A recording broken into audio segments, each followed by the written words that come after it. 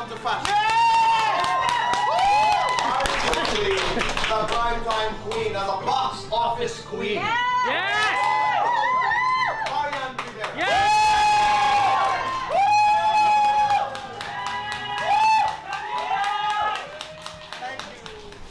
Nung binasa ko kasi yung script, Tito Boy, alam mo yung may pulso ka na parang hinihikayat ka na gawin siya.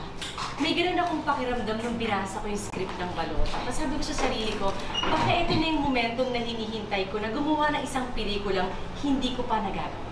And you're very proud of the material. Bakit? Ang ganda ng message niya.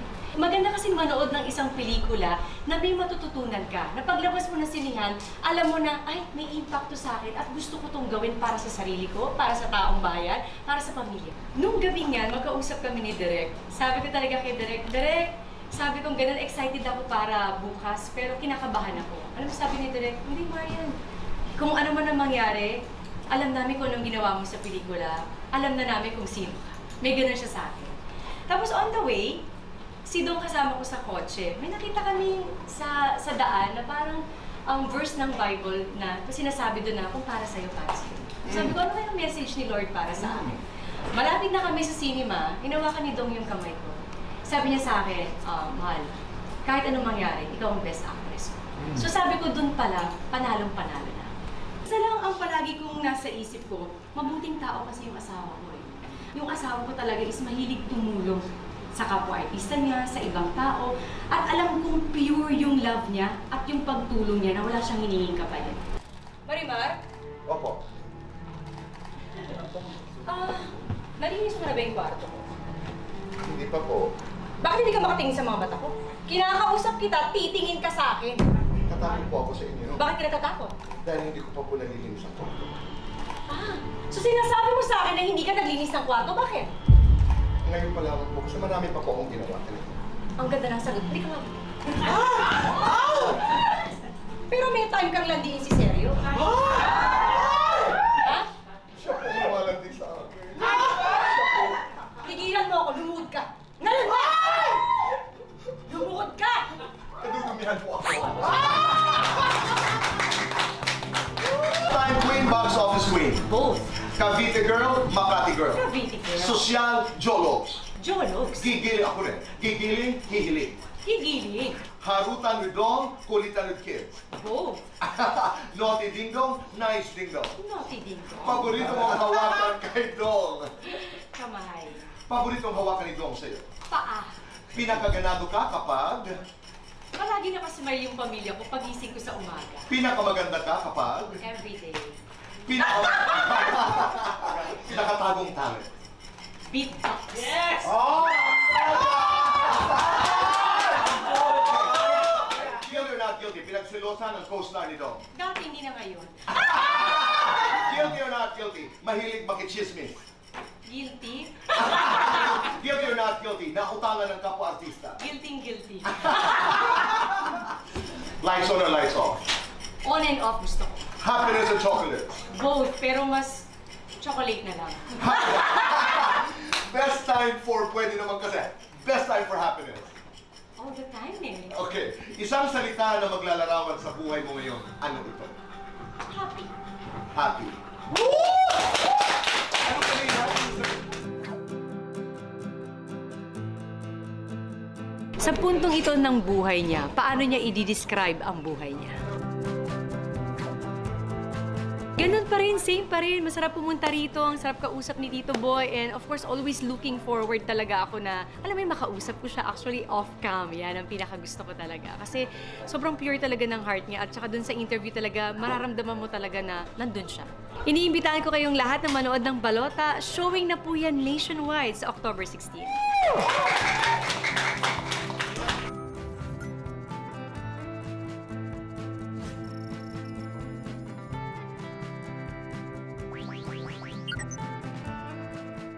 So, kailangan lahat tayo may pakialam. At mag-invite tayo, mag-influence tayo ng mga taong malalapit sa atin. Para, kasi education din eh. Correct. Kailangan eh. Education about voting, about ganito. So, kung alam ninyo na meron kayong upper hand or mas alam ninyo, may share kayo, share nyo. Yes, be involved. Tamang-tama. Tama-tama. Correct. Pakak.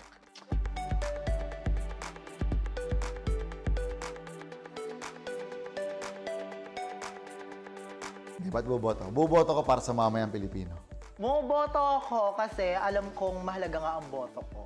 At yung boto ko, yan ang boses ko. Kumbaga, hindi naman natin sinasabi. At gawing chicharon. What if ang convenience store, samahan natin ang cafe at isang DIY boutique featuring products from Japan? Kahit na nasa Pilipinas ka, ramdam na ramdam mo na sa Japan ka. Fry! What if magsabong ang dalawang kwelang comedians sa isang pasabong na cooking showdown? Kasi nagugutom eh. Kasi mga vampira kayo. Huwag na tayong mag-imagine dahil malalaman na natin ang kasagutan sa ating food adventure ngayong linggo. Ito yung kakainin ko siguro kapag may kidney stones ako.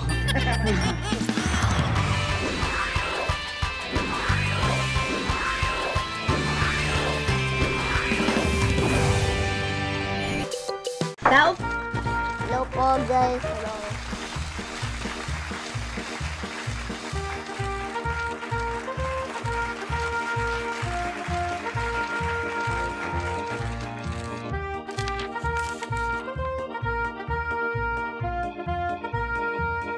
Magandang araw mga kapuso. Ako po si Michael De Mesa at ipapakilala ko sa inyo kung sino si Eduardo Malaque Sr. sa Forever Young. Ako si Alfred Vargas at ipapakilala ko sa inyo kung sino si Gregory Agapito sa Forever Young. Ako po si Nadine Samonte at ipapakilala ko sa inyo kung sino si Juday sa Forever Young. Ako po si Althea Ablan at ipapakilala ko sa inyo kung sino si Rain Agapito sa Forever Young. Ako si Princess Aliyah at ipapakilala ko sa inyo kung sino si Riley sa Forever Young. Ako po si Matt Lozano at ipapakilala ko sa inyo kung sino si Umpong sa Forever Young. Ako po si Yun Mikael at ipapakilala ko po sa inyo kung sino ang character ko sa Forever Young. Ako si Rambo Agapito. Ako ay mayor ng Corazon. Ready sense po ako ng Corazon, syempre. Ang weakness ko po, laki ko, pero ang galing ko, yung strength ko, yung kapugian ko. 25 years old na po ako. And, syempre, mamahalin po ako ng masa. Rambo Agapito, bata natin to!